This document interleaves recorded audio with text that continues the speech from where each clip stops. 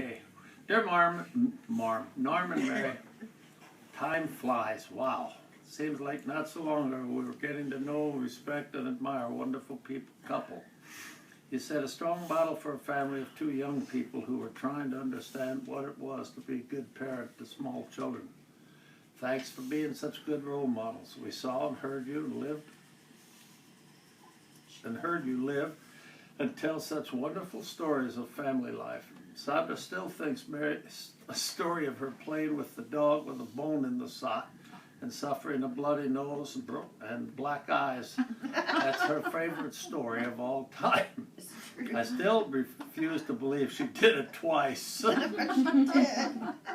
She did. I would have enjoyed being a fly on the emergency room, well, as Norm tried to explain what happened to Mary to the doctor. He thought I was beating her.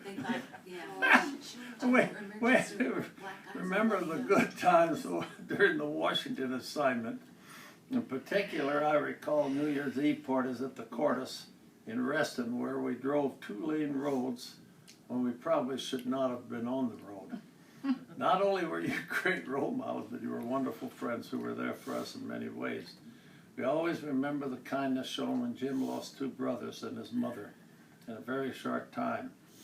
Norm drove us to the airport with our kids and all their stuff and picked us up again upon our return. He was there for the sport when our young son was sickened with the croup.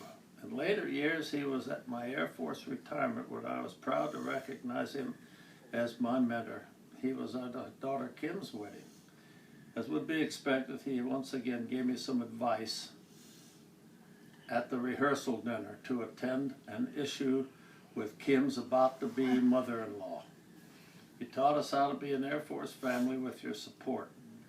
While Norm and I were working some crazy hours, traveling heavily, Mary and Sandra took care of the families in our homes. We saw a model that continued for our career. Mary, I thank you for our support to the husband who taught me, a young captain, what it was to be an Air Force officer with integrity at first, loyalty to seniors, but also to your juniors, and seeing mentoring as a duty. Norm's mentoring included leading me to the education office to apply for AFIT. Too bad that as a result I went to grad school at the University of Alabama. Norm, I thank you for being sure to adapt those traits. I will close the story on a sleepless night I experienced thanks to trying to return the friendship Norm showed me. After working with him for a few years, I was selected to be an assistant exec officer for our two-star general's office. That meant I saw a promotion list the night before the announcements were made.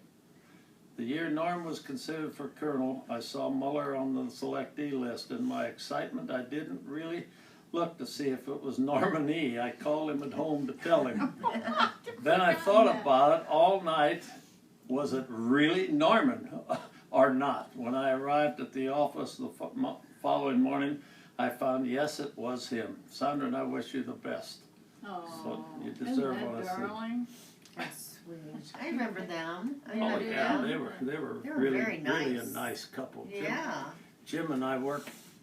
Well, he worked for me, but we worked together for 3 years.